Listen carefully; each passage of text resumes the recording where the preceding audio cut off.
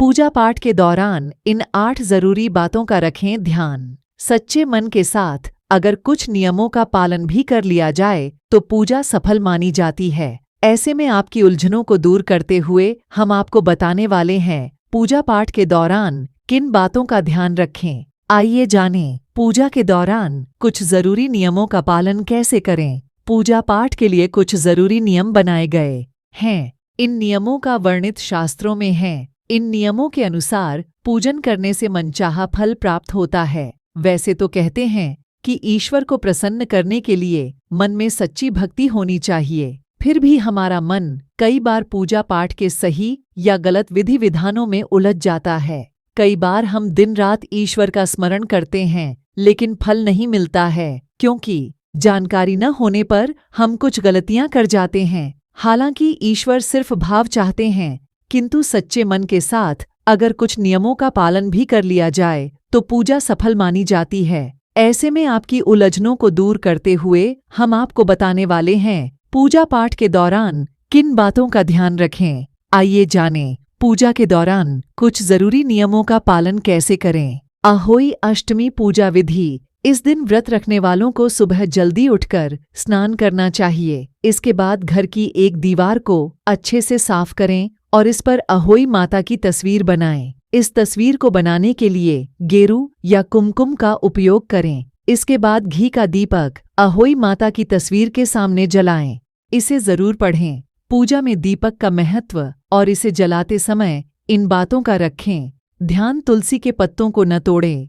तुलसी का पत्तों बिना नहाए न तोड़े। शास्त्रों के अनुसार अगर कोई व्यक्ति बिना नहाए ही तुलसी के पत्तों को तोड़ता है तो पूजन में ऐसे पत्ते भगवान द्वारा स्वीकार नहीं किए जाते हैं। साथ ही आपको बता दें कि तुलसी के पत्तों को 11 दिनों तक बासी नहीं माना जाता है। इसकी पत्तियों पर हर रोज जल छिड़ककर भगवान को अर्पित किया जा सकता है। वहीं रविवार, एकादशी, द्वादशी, संक्रांति और संध्या काल में तुलसी के पत्ते नहीं तोड़ने चाहिए। पूजा में कौन सी चीजें कहाँ रखें। पूजा में दीपक सही जगह रखना चाहिए। घी का दीपक दाईं ओर और तेल का दीपक बाईं ओर रखें। जल पात्र, घंटा, धूपदानी जैसी चीजें हमेशा बाईं तरफ रखें। शंख को जल में डुबाना और धरती पर रखना वर्जित माना जाता है, इसलिए शंख को हमेशा किसी वस्तु के ऊपर ही रखें। शंख में चंदन और फूल भी रखें। भगवान को न चढ़ाएं। ये चीजें शिवजी, गणेश जी और भैरव जी को तुलसी न चढ़ाएं।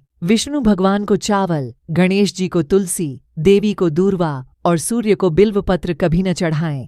ऐसा माना जाता है कि भगवान शिव को बिल्व पत्र, गणेश को हरी दूर्वा, विष्णु को तुलसी, दुर्गा को अनेक प्रकार के फूल पसंद होते हैं। तिलक करने का सही तरीका। देवी देवताओं को हमेशा अनामिका यानी हाथ की तीसरी उंगली से तिलक या सिंदूर लगाएं और ध्यान रखें कि भगवान को स्नान कराने के बाद चंदन टीका लगाएं। भगवान गणेश, हनुमान, दुर्गा माता या किसी भी मूर्ति से सिंदूर लेकर माथे पर न लगाएं। पूजा के दौरान अगर कोई सामग्री छूट जाए, पूजा के लिए अगर आप कोई चीज लाना भूल गई हैं तो परेशान न हों और पूजा बीच में बिल्कुल न छोड़ें। ऐसे में भगवान को चावल और फूल चढ़ाएं और मन में उस चीज का ध्यान करें। इसे जरूर पढ़ें। पूजा में क्यों किया जाता है नारियल का इस्तेमाल, जाने इसका महत्व। पूजा में दक्षिणा जरूर चढ़ाएं। किसी भी पूजा में मनोकामना की सफलता के लिए दक्षिणा जरूर चढ़ाएं, तभी पूजा सफल मानी जाती है। पूजा के दौरान धूप दीप कैसे जलाएं।